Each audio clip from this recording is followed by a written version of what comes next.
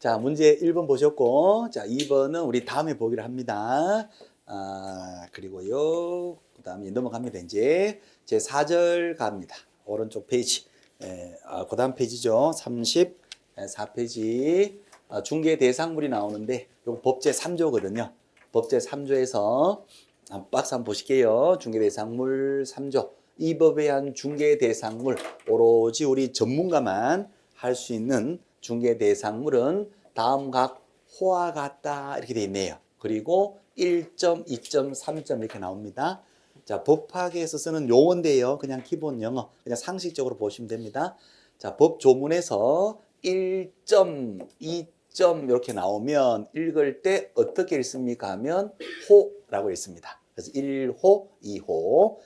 어떤 법 조문은 법 몇 조 이렇게 나오고 동글뱅이 1, 동글뱅이 2 이런 식으로 해서 동글뱅이 1의 내용이 쭉 나오고 동글뱅이 2의 내용이 쭉 나오는 조문도 있거든요. 그럴 때 동글뱅이를 어떻게 읽습니까 하면 1항 이렇게 읽습니다. 동글뱅이 2로 이렇게 나오면 2항 이렇게 읽습니다.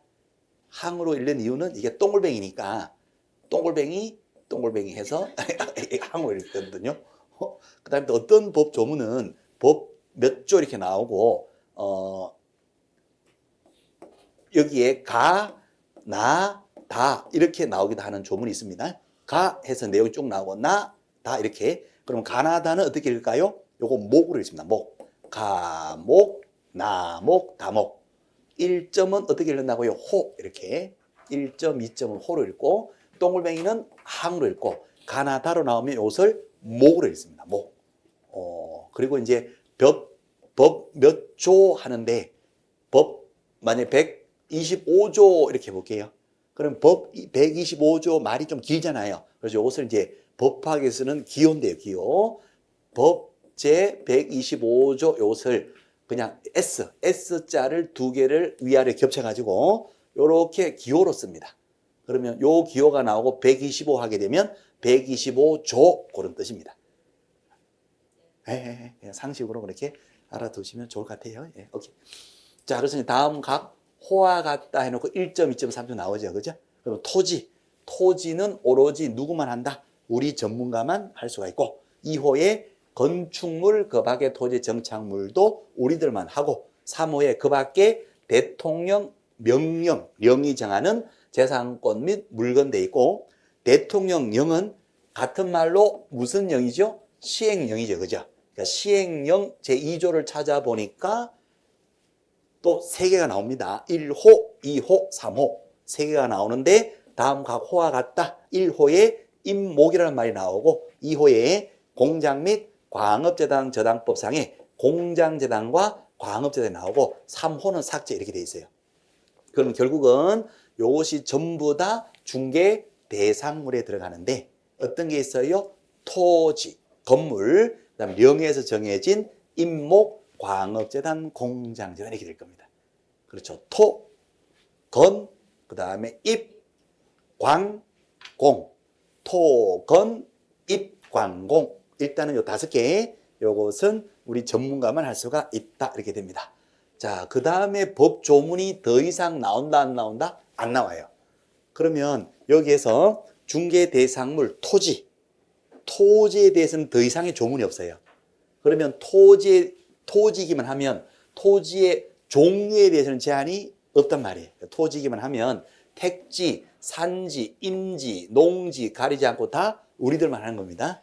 건물 돼 있는데 별다른 종류에 대한 제한은 없잖아요. 그래서 건물이기만 하면 그것이 주택이든 상가 건물이든 사무실이든 오피스텔이든 다 누구만 한다? 우리들만 하는 거예요. 오케이. 그다음에 임목인데 임목은 임목, 수목의 집단 나무들입니다. 나무들, 서 있는 나무 뭐 그런 사전적 의미는 서 있다는 뜻인데 그 나무가 서 있지 뭐 안 누워 있냐?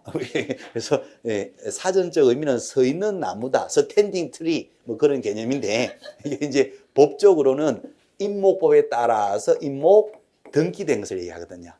등기부가 있는 나무들이에요. 그래서 이거 임목인데 이것도 이제 중개 대상물 들어가고요. 재산의 단체, 광업하는 기업의 재산, 공장하는 기업의 재산들의 단체를 다 묶어서 재단, 등기를 한 거예요. 등기. 재단 등기가 되면 묶여진 그 재산의 단체가 전체가 한 개의 부동산이 됩니다. 전체가 단일성, 전체가 하나가 돼요. 민법에서는 이것을 집합물이다 이렇게도 얘기합니다. 집합물. 그래서 전체 재산의 단체로서 하나의 부동산을 취급되거든요. 단체로서 거래가 되고 단체로서 거래가 될 때에 누구만이 중개할 수 있냐? 오로지 우리 전문가만 할 수가 있다. 이제 그렇게 됩니다.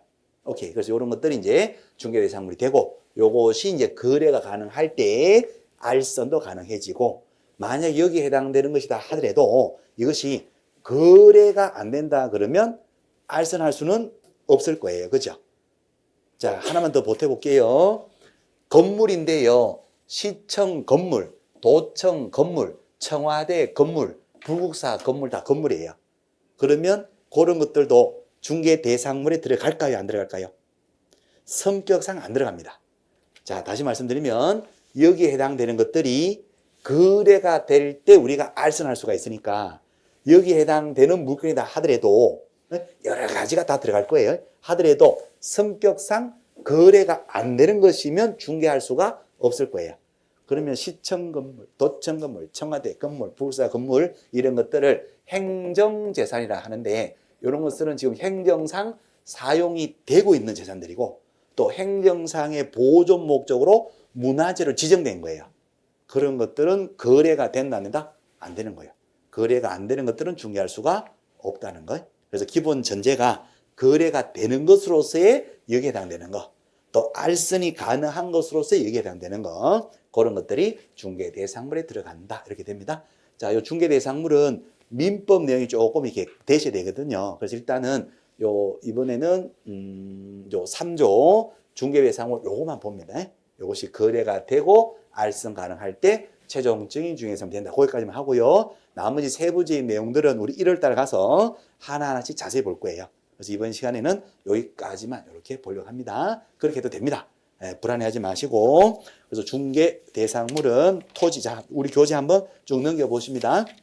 중개 대상물에서 토지, 건물, 임목, 광업, 공장, 재단인데 어디까지 넘어가느냐 하면 훌러덩 넘어갑니다. 이거요.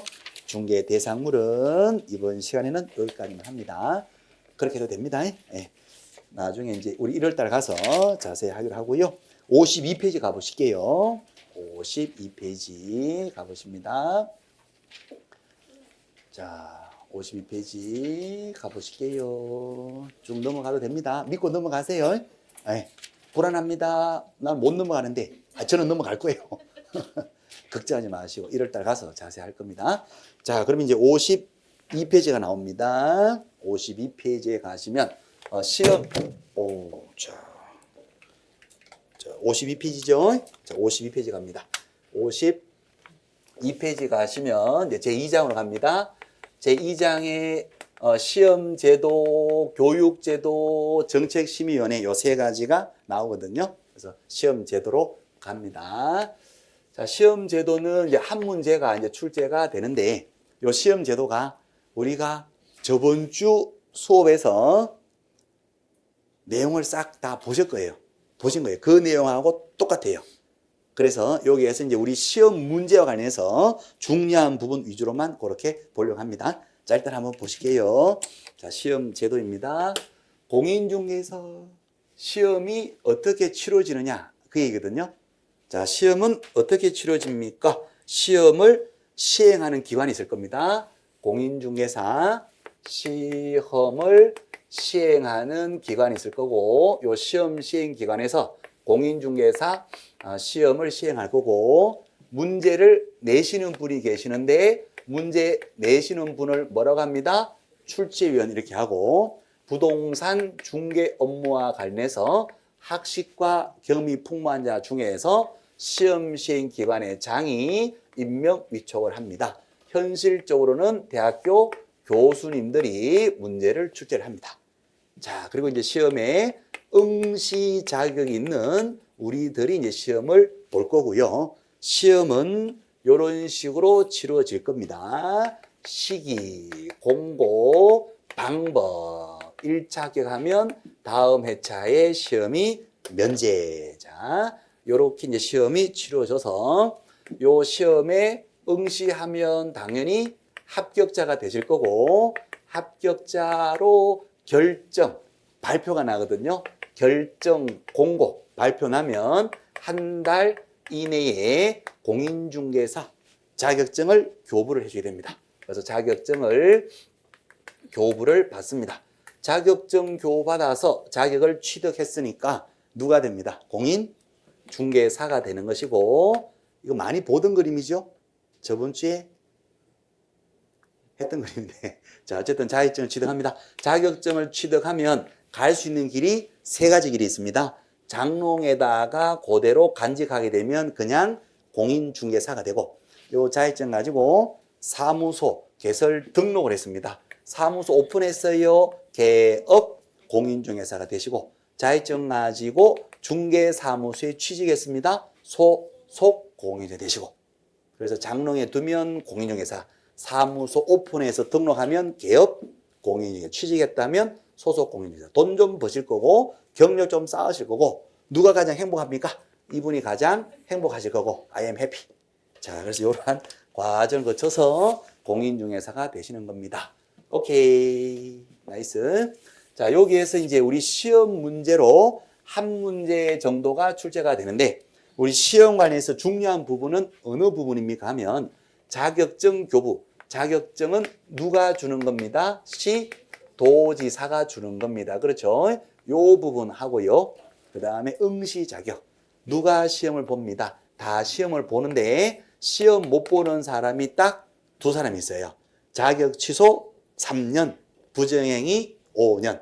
네, 요 두 명 빼고는 다 시험 본다는 거. 요거 하고 그다음에 시험 시행기관. 누가 시험을 시행합니다. 원칙은 시도지사가 시험을 시행하고 예외적으로는 국토부 장관이 시험을 예외적으로 시행을 할 수가 있습니다. 요겁니다. 그래서 요 파트하고 요 파트하고 요 파트, 요 세 파트, 요 세 파트가 시험에서 해마다 출제되는 부분이고 나머지 파트들은 시험에 나올 수도 있고 안 나올 수도 있고 그렇습니다. 우리 저번 주 수업할 때 요 내용들을 쭉 다 보신 내용이고 여기에서 이제 요 세 파트 위주로만 오늘은 하려고 합니다. 우리 1월 달에 가서 또 자세히 하고요. 자, 그럼 이제 요 기본 원칙은 시험은 시도의사가 시행하는데 자격증도 시도의사가 줍니다. 원칙대로 시험 본다면 어떤 의미였습니까? 서울특별시에서 서울시장님이 시험을 시행하면 서울 시민들이 응시를 해서 그 시험에 합격이 되면 자격증은 누가 줍니다? 서울특별시장이 자격증을 주지요. 그래서 공인중개사 자격증 사진 딱 붙고 30일의 시험에 합격했음을 증명합니다 하고 맨 밑에는 서울특별시장에서 도장 빵 찍어서 주는 거예요. 그죠? 그러면 서울에서 받은 자격증은 서울에서만 사용할 수가 있습니까? 전국 국가 공인중개사 자격증이니까 전국 어느 곳에 가서라도 다 쓸 수 있나요? 전국 어느 곳에 가서라도 다 쓸 수가 있습니다.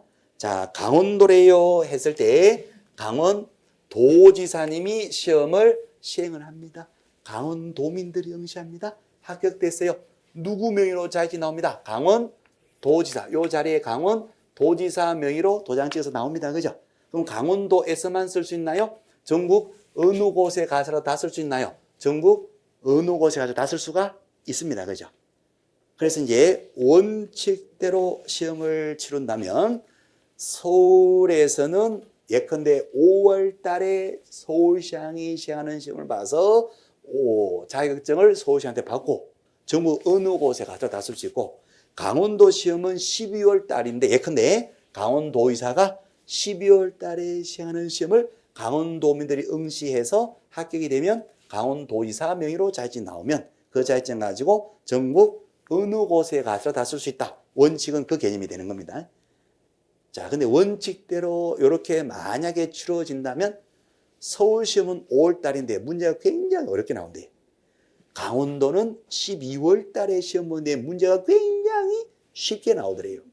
그러면 머리 빠른 우리들은 다 어디로 간다? 강원도로 다 주소 옮기고 강원도로 다 가버려요. 그래서 강원도 가서 시험을 12월 달에 편안하게 보더래요. 합격이 되죠? 강원도의사가 주는 자격증 받더래요. 강원도에서 일합니까? 서울로 다시 옵니까? 서울 다시 와가지고 일을 해버려요. 그래서 문제가 쉽게 나오는 그 지역이 있다면 원칙대로 시행하면 그 지역으로 다 가버려요. 쏠림 현상이 발생이 됩니다. 그래서 자격증을 그 동네에서 쉽게 따가지고 전국 어느 곳에라도 다 일을 할 수 있고 이런 현상이 발생이 될 수가 있다는 얘기죠. 그래서 전국적인 균형을 위해서 균형 유지를 위해서 이렇게 쏠림 현상을 방지하고 균형을 위해서 지금 현재 시험은 원칙대로 치르는 것이 아니라 어떻게 본다? 예외적으로 봅니다. 그래서 예외적으로 국토부 장관이 같은 날에 같은 문제를 가지고 전국적으로 같이 시행해 버립니다. 그러니까 어디로 이사 갈 필요가 없죠. 가도 소용도 없어요. 그렇죠. 그래서 시험에 합격이 되면 자격증을 주는데 이때 국토부 장관이 시험을 시행할 때 국토부 장관이 줍니까? 그럼에도 불구하고 시도지사가 자격증을 줍니까? 시도지사입니다. 주소, 주민등록상에 주소가 있는 그 동네 시도지사 명의로 자격증이 나옵니다. 그래서 이거 중요한 겁니다. 자, 그래서 지금 현재는 예외적으로 국장이 시행합니다. 그리고 국토부 장관은 또 바쁘시잖아요. 그래서 국장이 지금 현재 시험을 어디에다가 위탁하고 있는데 협회, 중개업자 단체인 협회도 위탁할 수도 있고 공기업이나 준정부기관에 위탁할 수도 있는데 올해는 산업인력관리공단에다가 위탁이 되어 있고요. 그래서 지금은 산업관리공단에서 위탁받아서 같은 날에 같은 문제 가지고 같이 시행을 합니다. 자격증 누가 줍니다? 산업관리공단 이사장 명의로 나옵니까? 시도지사 명의로 나옵니까? 시도지사 명의로 나옵니다. 오케이. 나이스. 그래서 시험은 지금 예외적으로 국장이 위탁을 통해서 지금 시험이 치러지고 있다. 이렇게 보시면 되고 자격증은 시도지사 명의로 자격증이 나온다는 거 그렇습니다. 오케이. 자, 그 다음 이제 응시 자격이 있는 사람 누가 시험을 봅니다. 다 시험을 봐요. 그런데 시험 못 보는 사람이 딱 두 사람 있습니다. 그죠? 예전에 자격증을 취득했는데 이 자격증을 가지고 예컨대 다른 사람에게 빌려줍니다. 양도돼요. 빌려주면 어떻게 됩니까? 자격은 취소됩니다. 자격증 날라가면 몇 년간 일을 못합니다. 3년간 일을 못해요. 또 시험을 다시 봐서 자격증을 다시 취득하려고 하는데 취소되면요 몇 년간 시험도 못 봅니다. 3년간 시험을 아예 못 봐요. 오케이. 그래서 어떤 사유로 자격이 취소되게 되면 3년이 경과되지 않은 자는 시험을 못 보는 것이고 자, 또 한 분이 계셔요. 그죠? 부정행위죠. 시험 보다가 부정행위 컨닝하다가 적발이 되었어요. 그럼 당해 시험은 무효처분됩니다. 무효처분이 되고 그 무효처분된 그 날로부터 몇 년간 시험 못 봅니다? 5년입니다. 우리 교재 지금 3년 돼 있을 거예요. 그 그림을 지금 그게요. 하여튼 출판 사고가 났어요. 그래서 오타가 없는데 그거 하나 딱 오타예요. 아, 얼마나 속상한지 몰라요. 그래서 고쳐주셔야 돼요. 고쳐주셔야 됩니다. 이거 하나만 고쳐주시면 됩니다. 요 그림에서 응시 자격 요 파트에서 그죠? 여기에서 부정행위 무효처분된 날부터 지금 3년 돼 있는데 3년 아니라 몇 년? 5년. 요거 하나만 고쳐주시고. 아, 속상해요. 예. 딴 데는 오타가 없는데 이거 하나. 자, 그래서요.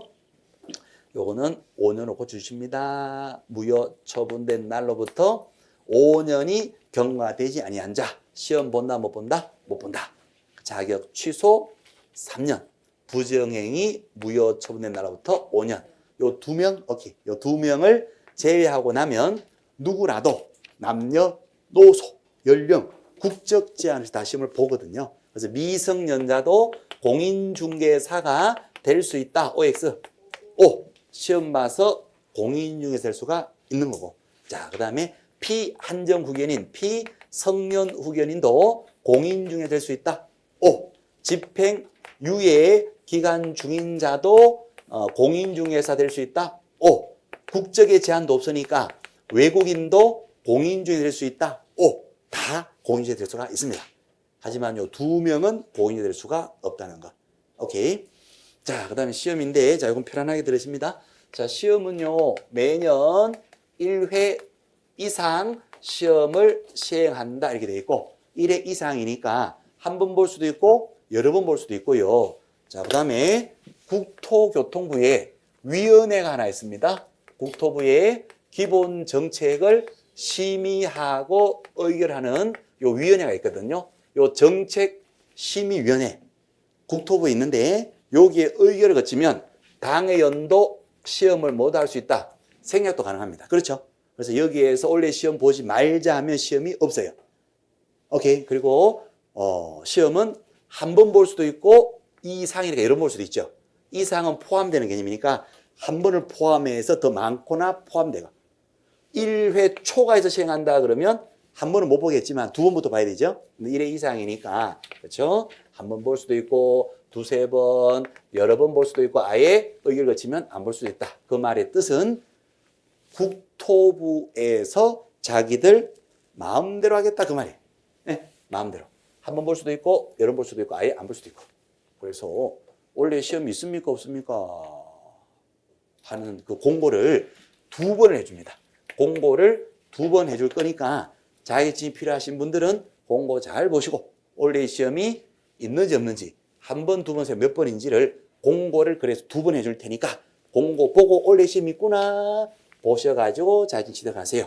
자, 공고가 계략적 공고가 한 번 나오는데 이거는 2월 28일까지 계략적 한번 나오고 또 구체적 공고 시험의 장소까지 시험 시행하기 90일 전까지 구체적 공고가 또 한 번 나옵니다. 30회 시험 문제. 30회에서 계략적 공고는 12월 31일까지 계략적 공고가 나온다. OX. X. 2월 28일.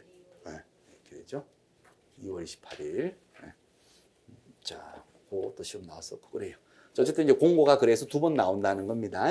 그래서 공고 잘 보시고 시험 있는지 확인하시고 응시해서 자격증 따세요. 그 말이 되고요. 방법 다 아시는 거 1차 시험이 있고 2차 시험이 있고 그렇죠. 1차는 객관식 선택형으로 보는 것이 원칙 2차는 논문형 주관식으로 보는 것이 원칙 그리고 1차, 2차는 반드시 구분해서 시행하는데 원칙은 다른 날 이시 다른 날 볼 때는 1차는 선택형 객관식 2차는 논문형 주관식 다만 예외적으로 구분은 하는데 동시 같은 날 볼 때 그때는 2차 방법은 1차 방법에 따른다, 의한다. 그래서 올해 우리가 보실 시험 같은 날 본대요, 다른 날 본대요. 공고를 보니까 1차, 2차를 같은 날 본대요.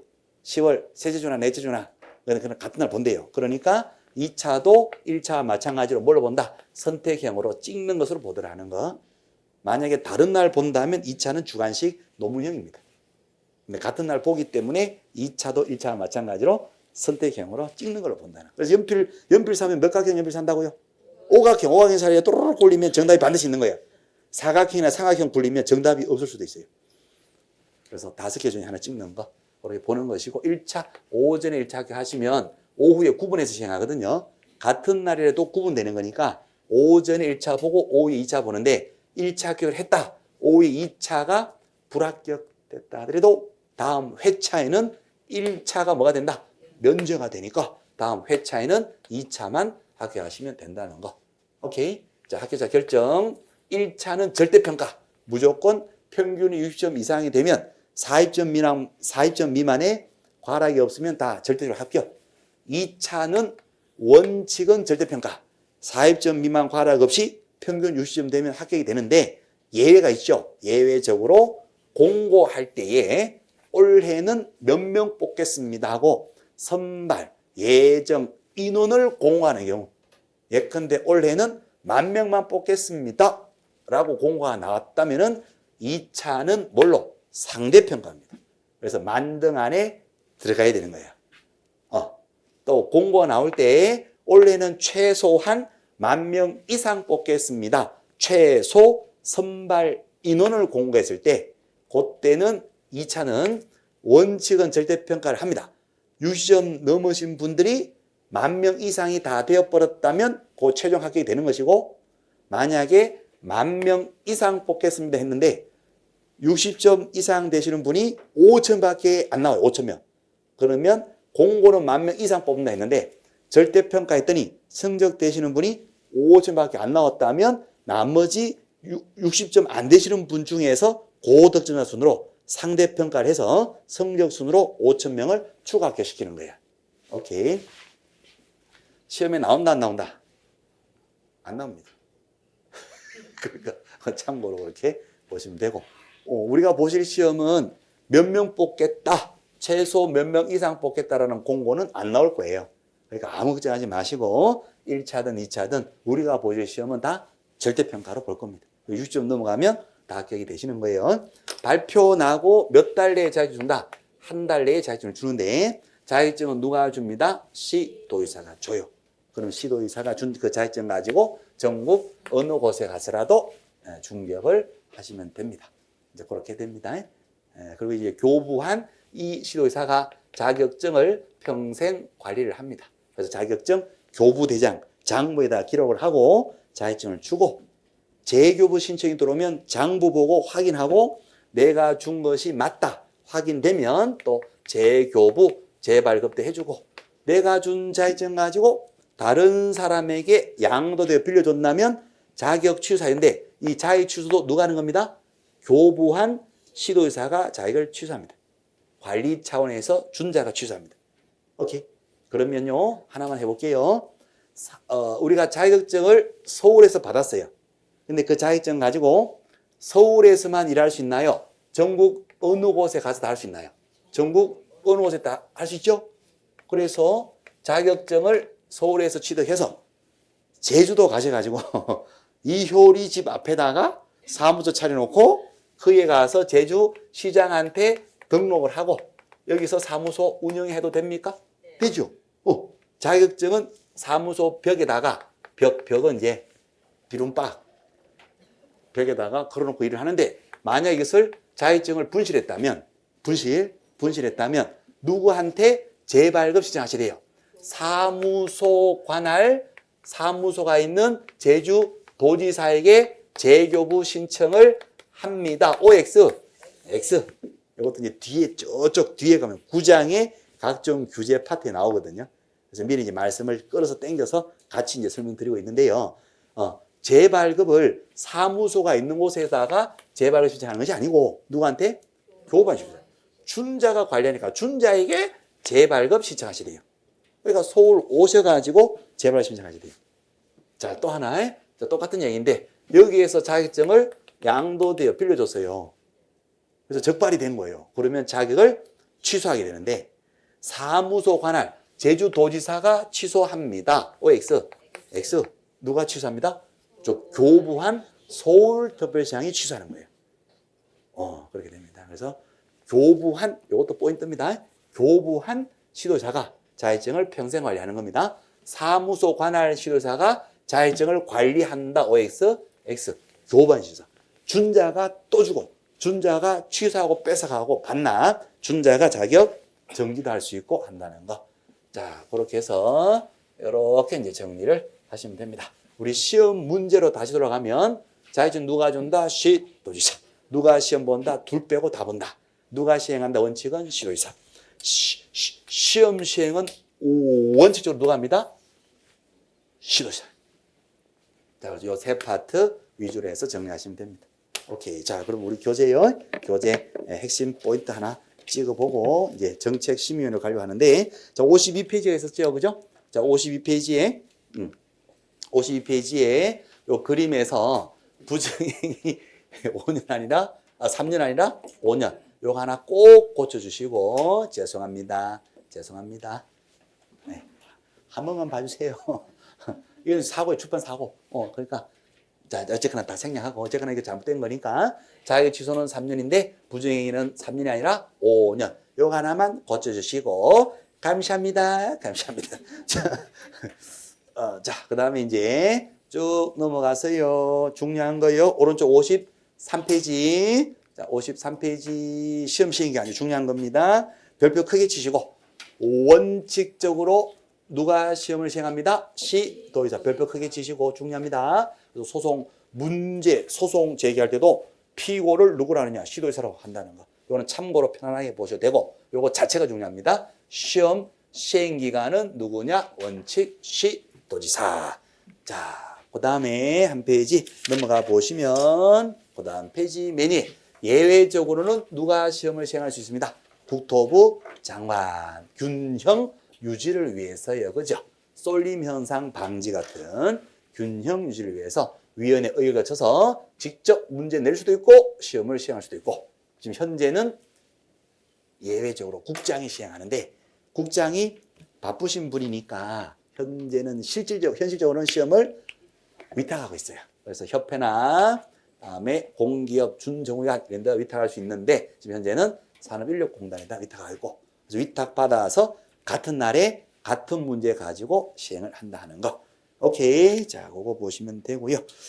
자, 그 다음에 이제 오른쪽 페이지로 갑니다. 오른쪽에 응시 자격 나오는데 요 중요한 겁니다.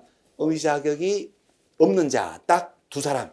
한 명은 누구죠? 자격이 취되고 3년이 경과제입니다. 별표 크게 치시고. 자, 또 한 명은 부정행위 무효 처분되고요.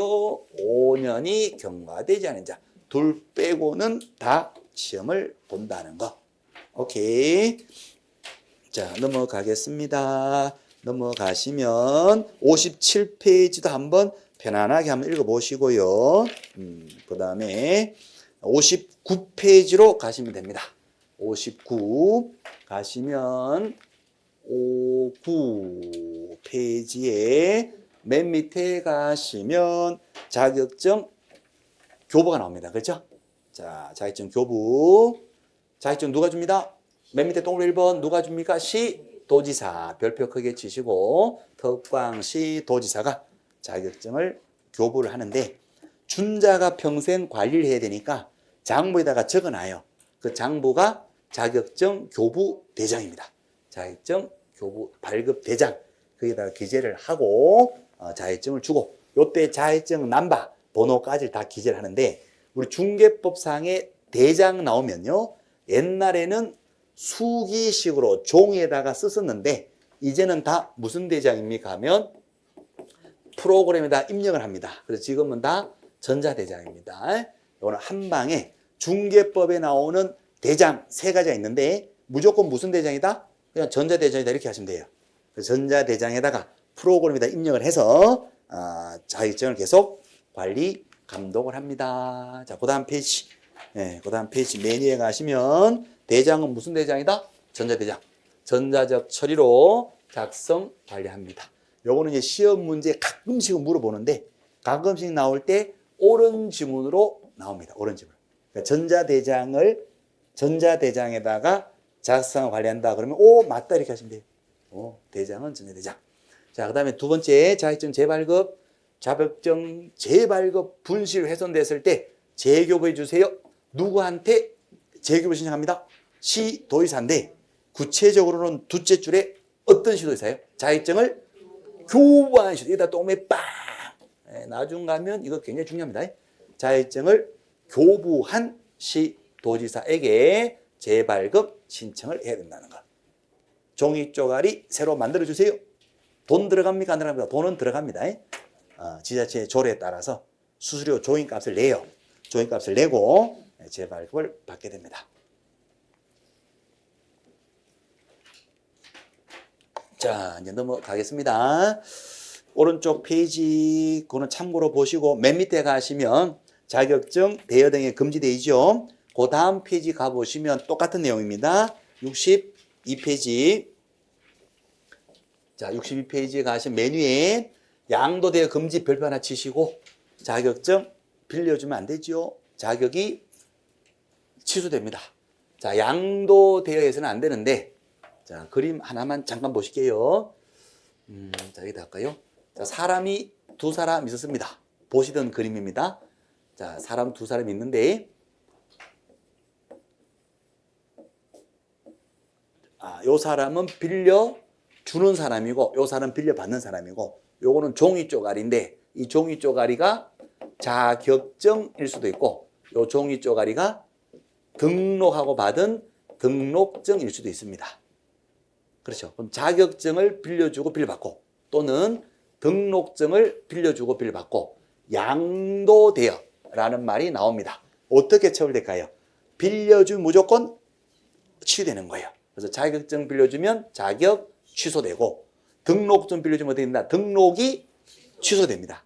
또 빌려주고 받은 자 형벌로서요 1년 1천 1대1로 주고 받으니까 양도되거나 무조건 1년 1천입니다. 3년 3천으로 처벌된다. O, X, 1년 1천. 그래서 준 자도 1년 1천. 빌려받은 자도 어떻게 해요? 1년 1천. 그래서 양도되거나 무조건 1년 1천인 거예요. 또 양도되거나 무조건 취소가 되는 겁니다. 나이스. 그래서 한 방에 이렇게 정리하시면 됩니다.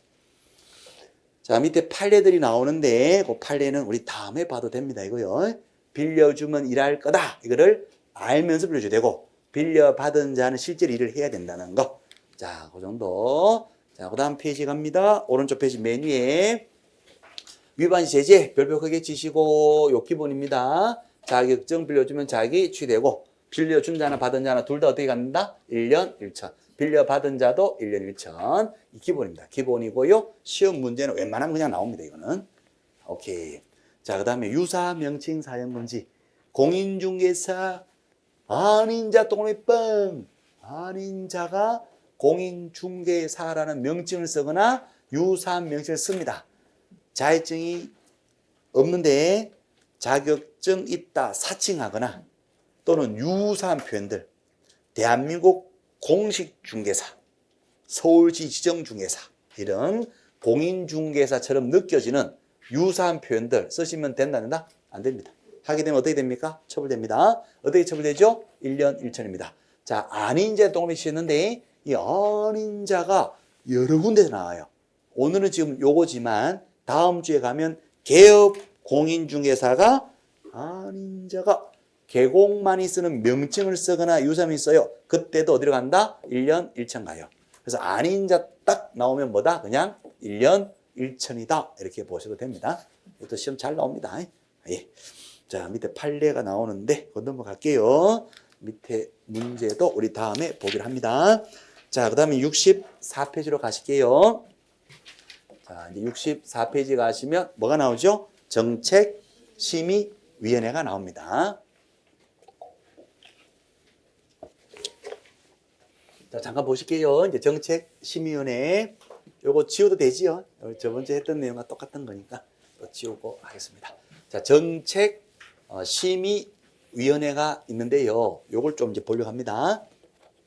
정책심의위원회 여기입니다. 소속이 어디 소속입니까? 하면 국토교통부 소속이죠, 그죠? 오케이. 자, 그래서요.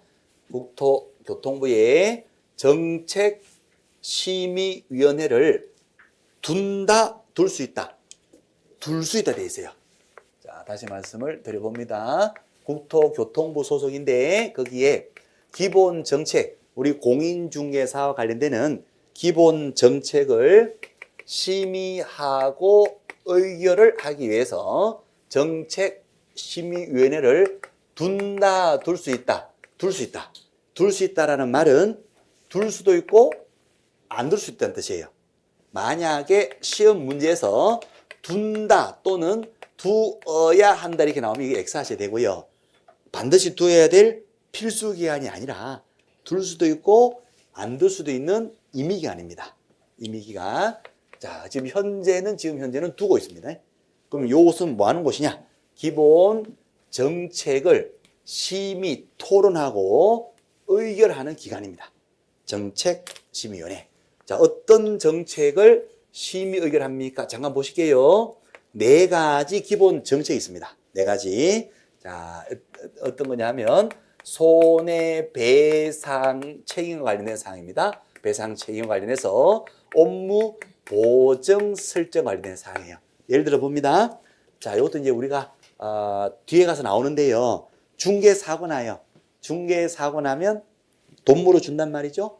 물어주는데 돈 없어요. 그러면 의뢰인들이 피해를 봅니다. 그래서 돈이 없어서 못 물어줍니다. 그걸 대비해서 보험 들어야 됩니다. 개인 사업자는 얼마 이상 보험 듭니까? 1억 이상. 법인 사업자는 얼마 이상 보험 들어야 됩니까? 2억 이상 보험 들어야 되거든요. 자, 그런데 현실적으로 사고 났을 때 부동산은 가액이 지금요 크잖아요. 여러분들 살고 계신 아파트 기본이 얼마입니까? 10억 이상이잖아요. 그러면 중개 사고 났는데 이 보험금 1억 받아서 사고 처리가 1억 2억 받아서 된다 안 되잖아요. 그래서 여기서 심의합니다. 심의하기를 이 법이 언제 때 법이요 이게 10여 년 전 법인데 아직도 개정되고 있지 않고 지금 부동산이 완전히 가격이 뛰어가지고 이 돈 보험금 갖고는 사고 처리가 안 된다. 여기에서 심의 토론하고 의결하기를 개인 사업자는 얼마 이상을 하자. 10억 이상으로 보험 들어라. 법인 사업자는 얼마 이상을 하자. 20억 이상으로 보험 들어라고 여기에서 결정하게 되면 그때는 법 개정 절차를 거쳐서 이쪽으로 바뀝니다. 여기에 대한 정책 심의를 누가 한다? 여기서 합니다. 소속이 어디 소속입니까? 국토부 소속입니다. 그래서 국토교통부에 이러한 위원회가 하나 둘 수 있다. 그런 걸 지금 현재는 두고 있습니다. 오케이. 자, 그리고 두 번째가요. 자격 취득과 관련된 사항. 자격 취득. 같은 말로는 시험 시행과 관련된 사항. 원래 시험 보자 말자. 한 번 보자, 두 번 보자, 자꾸 한 번 보자, 보지 말자. 누가 결정합니까? 여기서 결정합니다. 정책심의위원회에서. 자, 그 다음에 보수 변경. 복비를 올려주자, 낮추자. 이것도 누가 결정한다? 여기서요. 복비가 반값 복비라고 혹시 들어보셨나요? 반값 등록금 들어보셨나요? 예전에 한 5, 6년 됐나요? 5, 6년 됐나요? 잘 기억이 안 나는데 한참 대학 등록금 비싸다 해가지고 반값 등록금 한참 유행할 때 복비도 너무 비싼 거 아니냐? 반값 복비 하자 해가지고요. 반값으로 떨어진 게 하나 있어요. 다 0.5까지 받다가 주거용 오피스텔일 때 85제곱미터 이하이면 매매일 때는 0.5%, 임대차 0.4%로 떨어져 버렸어요. 반값 복비 되는 게 품목이 종류가 딱 하나가 있어요. 주거용 오피스텔 85제곱미터 이하. 요게 0.9까지 받다가 반값으로 떨어졌어요. 그럼 이거 누가 결정했을까요? 여기 있어요. 이런 개나리들이. 그래서 복비를 올리자 낮추자 이것도 여기서 심의하고 결정합니다. 자, 그 다음에 중개업 육성에 관한 사항, 중개업을 잘 키워주자, 어떻게 키워줄까 이런 것들입니다. 중개업의 육성에 관한 사항 이런 것들을 심의하고 의결하기 위해서 국토교통부에 정책심의를 둘 수 있다. 지금 현재는 두고 있습니다. 그래서 이런 것들을 심의 의결을 하는데 기본적인 포인트는 본질상의 포인트는 뭐다? 이 돈 문제예요, 돈 문제. 사고 처리 보험금 올리자, 돈 많이 벌게 해주자. 복비를 낮추자. 아니면 복비를 또 올려주자. 일본처럼 2%대로 올려주자. 2%대 이상으로. 미국처럼 7%대 이상 올려주자. 돈 문제. 어떻게 돈 잘 벌게 해주느냐. 돈 문제와 관계되는 것이 본질입니다. 오케이. 그래서 요거는 이제 나중 가시면 외우실 겁니다. 손자 보육 정책. 이렇게. 자, 그러면 요런 정책에 대해서 심의하고 의결하는 위원회인데 요 위원회 구성을 볼게요. 자, 요 위원회는요. 위원장이 계셔요. 위원회 위원장은 누구입니까 하면요. 국토교통부의 제일 높으신 분이 국토부 장관인데 그 밑에 계신 분이란 말이죠. 그래서 위원장은 국토부 장관 밑에 있는 국토부 차관입니다. 차관인데 국토부 차관이 2명이 있대요. 국토부에 국토 담당이 1차관이고요. 국토교통부인데 교통 담당이 2차관이래요. 그러면 우리는 교통 쪽이 아니라 국토 쪽이니까 어떻게 됩니까? 제1차관님이 위원회 위원장이 됩니다. 그리고 위원장에 쫄따구라고 표현하면 좀 그런가요? 간사가 있어요. 간사. 이거는 위원장 부하다. 간사. 위원장 부하다 이렇게 보시면 돼요. 그래서 국토부 소속 공무원 중에서 위원장이 자기 부하를 지명합니다. 일을 시키는 실무 간사가 있어요. 자, 그리고 이제 심의하는 위원들이 있는데 이 위원들은 어떤 분으로 구성됩니까? 훌륭하신 분으로 구성돼요. 훌륭하신 분. 국토부에 계신 소속 공무원인데 몇 급 이상이면 훌륭합니까? 해서 4급 이상의 국토부 공무원이 훌륭하다. 또 국토교통부가 아닌 일반직, 다른 직에 계신 분은 예전식으로 표현하면 3급 이상. 지금은 고위 공무원단이라 그러거든요. 그래서 고위 공무원단에 속하는 일반직 공무원. 그 다음에 또 훌륭하신 분들, 변호사, 회계사, 대학교 부교수급 이상. 이런 분들이 훌륭하신 분들입니다. 자, 이런 분들 중에서 국토부 장관이 임명 위촉하게 됩니다. 그래서 이런 분들로 구성되는데 전체 숫자는요. 위원장은 제일 차관이니까 몇 명 있을까요?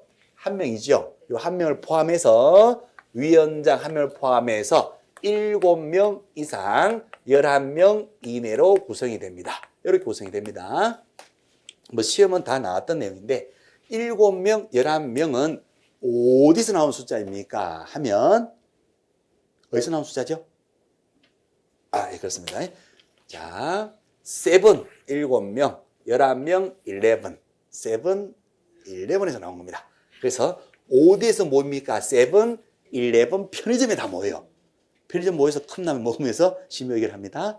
그래서 7명 이상 11명 이내로 구성되고 요 재직위원 과반수가 출석을 해서 회의를 열어요. 개의를 하고 출석하신 위원 중에서 과반수 찬성해서 의결을 합니다. 그래서 재직위원 과반수 출석 회의를 열고 출석위원 과반수 찬성으로 의결을 합니다. 의결이 떨어지면 해당되는 관청은 그 의결에 따라가 줘야 돼요. 예를 들어서 시험에 대해서요. 올해 시험을 2번 보자 그래요. 2번 보자. 그러면 원칙적인 시험 시행 기관은 누굽니다? 시도의사죠. 그럼 시도의사는 여기에 따라야 된다, 안 따라야 된다? 따라야 되겠죠. 의결에 대해서 뭐가 발생한다? 기속력이 발생합니다. 예컨대 여기서 올해 시험 2번 보자 했는데 시험 시행하는 원칙은 시험이니까 누가 시행합니다? 시도의사. 시도의사가 여기서 2번 보자 그랬는데 시도의사가 한 번만 시행하거나 아니면 시도의사 시행을 하지 않거나 그러면 된다 안 된다? 안 된다. 그래서 시도의사는 여기에 따라야 된다. 따른다. 기속력이 발생합니다. 오케이. 자, 그다음 마지막 개념입니다. 다 했어요, 이제. 자, 의결하는 요 위원하고요. 안건을 올린 안건의 당사자가 있습니다. 이 안건의 당사자하고 의결하는 위원하고 서로 공정한 의결이 안 될 만큼의 그 이해관계를 맺고 있어요. 서로 연대가 되어 있습니다. 공정한 의결이 안 될 겁니다. 그러면 그때는 요 위원은 그 당의 안건에서 뭐가 된다? 의결에서 제출됩니다. 자, 안건 당사라는 말은 예를 들어 볼게요. 자, 한번 들어보세요. 개공인데요. 개공인데 복비 좀 올려주세요. 배고파서 못 살겠어요. 0.9%가 웬 말입니까? 10억짜리 토지 매매 중개도 0.9니까 900만 원. 양쪽 다 받아봐야 1,800만 원. 1,800만 원하고 한 달 생활이 안 돼서 배고파서 못 살겠어. 그러니까 일본처럼 2%대로 올려주세요. 2% 이상 올려주세요. 안건을 올립니다. 개공들 몇 명이서 안건 올려요. 그러면 위원회에서 이 상정할지 말지 여부를 결정합니다. 상정을 했어요. 심의하기로 했어요. 그렇지. 보수 변경은 심의사항이니까. 심의를 다시 한번 해보자. 오케이. 그랬는데 요 심의하고 의결하는 요 위원 중에 국토부 사국공무원이 한 분이 있는데 이분이 반값 복비 만든 사람이 이 사람이. 그러면 복비 지금 올려달라는 안건에 대해서 얘는 무조건 올려줄까요? 그냥 안 올려줄까요? 얘는 무조건 안 올려줘요. 그렇죠. 그러면 이미 자기가 이 안건에 대해서 이미 자기가 연구도 하고 용역도 하고 감정도 하고 지가 이미 다 했던 이미 선입견 갖고 있어요. 또요. 서로 친족관계. 그럼 올려달라고 무조건 올려주겠죠. 그 다음에 변호사인데 이번에 이 개공의 소송 법률 대리인이에요. 그런데 이 변호사 이번에 위원회에 들어가 버렸어요. 그럼 소송 진행 중에 있으면 얘가 시키는 대로 의결한다 안 한다? 그래야 되겠죠. 그래서 이렇게 이제 서로 이렇게 이해관계가 엮여져 있고 연대가 되어 있으면 그 위원은 당의 안건에 대해서 의결을 못 합니다. 공정한 의결이 안 되니까 공정성을 확보하기 위해서요. 공정한 의결을 위해서 이렇게 이해관계가 있을 때는 그 위원은 그 안건 의결을 못 해요. 그걸 제척된다라고 표현되고 이 제척되는 사유가 4가지 사유가 있습니다. 자, 제척 사유. 요 위원이 안건 의결을 못하는 제척 사유가 4가지가 있는데 그것이 이제 요 4가지요. 안건 당사자가 위원일 때. 그러니까 지가 올린 안건은 지가 의결한다 못한다? 못한다. 그래서 위원 자신이 안건의 당사자인 경우 그다음에 둘이서 어떤 관계? 친족 관계일 때. 그다음에 아까처럼 요 안건에 대해서 자기가 연구하고 용역, 감정 등을 자기가 했을 때 이미 선입견 갖고 있고 또 하나가 아까 변호사처럼 법률 대리인 같은 대리인 관계일 때 그때는 공정한 의결이 안 되니까 그때는 이 위원은 안건 의결을 한다 못한다? 못해요. 제척돼 버립니다. 재척 사유가 있을 때는 요 위헌 수수료는 회피해야 돼요. 회피. 위헌 수수료는 안건의 의결을 안 하고 회피하셔야 되고, 회피하지 않으면 국토부 장관은 해임을 촉구, 해촉할 수 있고, 또 이 안건 당사자 쪽에서는요, 요 위헌은 무조건 반대할 거란 말이에요. 올려달라 그러면 무조건 깎을 거니까. 그럼 이 사람을 공정 의결이 안 되니까 빼주세요. 빼주세요 하는 것이 뭐다? 기피 신청입니다. 기피 신청. 이 사람 빼주세요. 이렇게도 할 수 있다는 겁니다. 자, 참고로 말씀드리면, 이제 다 했어요. 참고로 말씀드리면, 요 내용이 사실은 형사소송법에 나오는 거예요. 형사소송법에. 그것을 그대로 갖고 온 거예요. 자, 형사소송법입니다. 예를 들어서요, 판사가 있어요, 판사가. 이번에요, 예컨대 제가요, 살인죄로 기소가 됐어요. 제가 피고인인데, 담당 판사님 누구냐? 우리 아버지예요. 친족관계. 그럼 아버지는 나를 죽이려고 할 거예요. 이 자식 평소에 말도 안 듣고. 아, 그래도 죽이고 싶은데. 잘 됐네. 아버지 나 억울해요. 내가 죽인 거 아니에요. 네가 죽였다고 해, 그냥. 사형, 선고, 땅땅땅. 이렇게요. 공정한 재판이 안 될 수 있잖아요. 그럴 때는 형사소송법 하면 친족입니다 했을 때는 재판을 한다 못한다 못해요. 그래서 형사소송법에서 당의 판사님은 회피해야 되고, 아니면 이제 피고인은 우리 아버지 판사인데, 내 담당 사건 판사인데 우리 아버지를 다른 사람 판사로 바꿔주세요. 그거 뭐다? 기피 신청입니다. 판사 기피. 이거 한번 들어보셨을 거예요, 그죠? 그래서 요 내용이 그대로 다 들어와 있어요. 그렇습니다. 그래서 재척 사유, 당친연대 이렇게. 자, 여기까지 보시면 됩니다. 자, 일단 쉽게요. 자, 일단 5분만 끊었다가 뒷부분 마무리할 겁니다. 5분만 쉬었다 합시다. 예.